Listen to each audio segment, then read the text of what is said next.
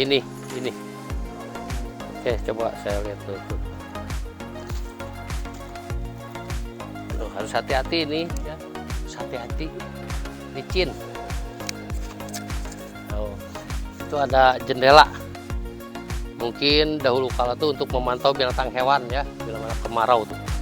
Lubang-lubang. Jadi manusia purba bisa ngintip di dia gitunya. Tuh ke sana. Ada lagi di sini, ada lagi di sini.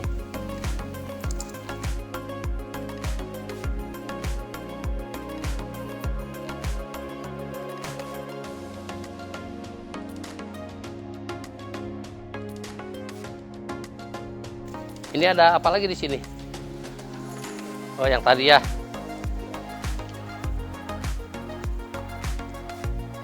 Di sini tapi tidak ditemukan lagi makam atau apa, gerabah atau apa enggak ya, Pak?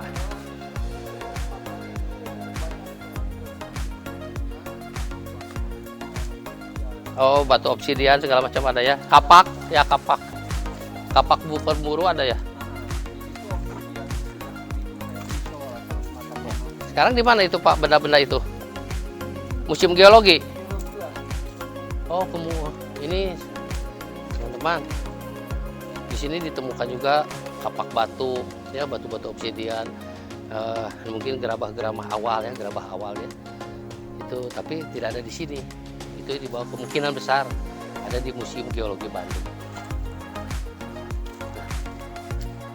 Nah, ini yang disebut apa, Pak, di sini, Pak nih? Oh, sini ya. Ini mejanya ya? Enggak. Ini kemungkinan besar dulu lingkungan mereka. Mungkin kalau hujan atau panas mereka bersembunyi di bawah batu ya. Soalnya yang tadi jendela-jendelanya di sana. Ya.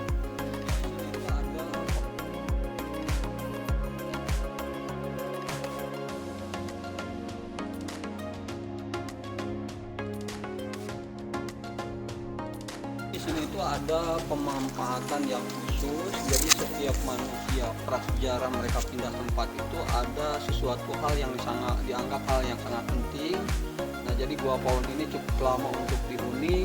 Pertama udah jelas ya, kalau mereka pindah tempat yang dicari air sebagai faktor kehidupan utama. Nah, di sini sekelilingnya jurang. Ya. Jurang di sini itu sebenarnya luar biasa. Dalam ya. Itu menghindari faktor bahaya dari serangan hewan buas itu kan. Ya.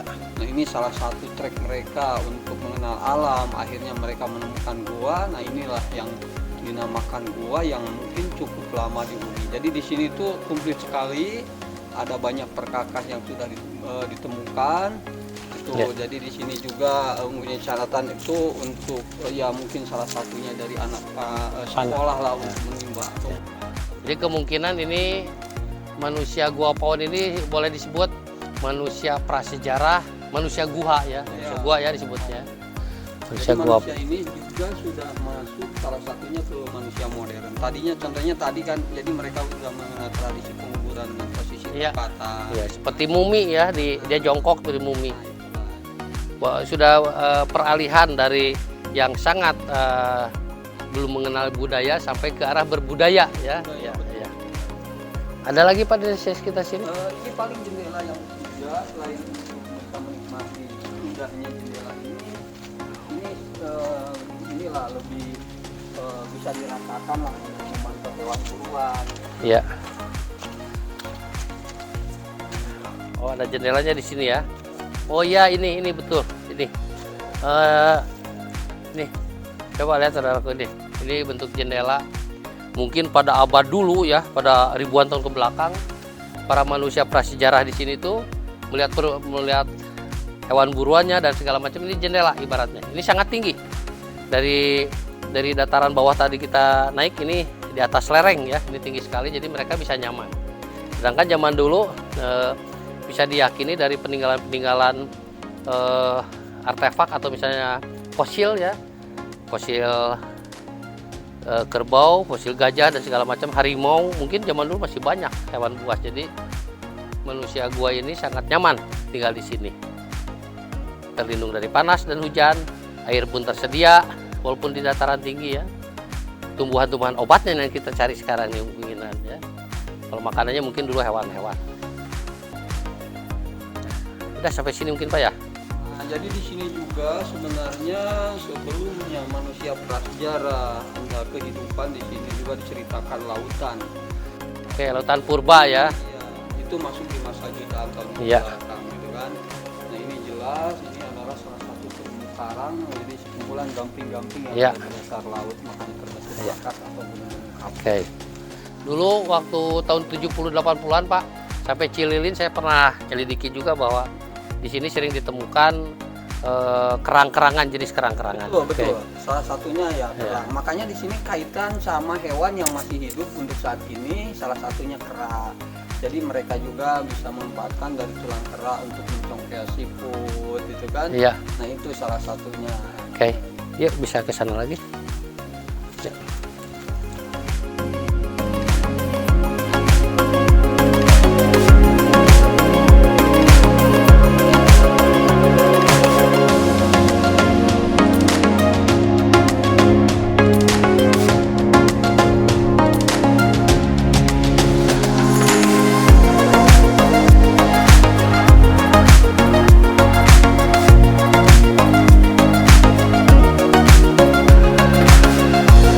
Mudah-mudahan obat-obatan zaman purba di sekitar sini, mudah-mudahan ketemu.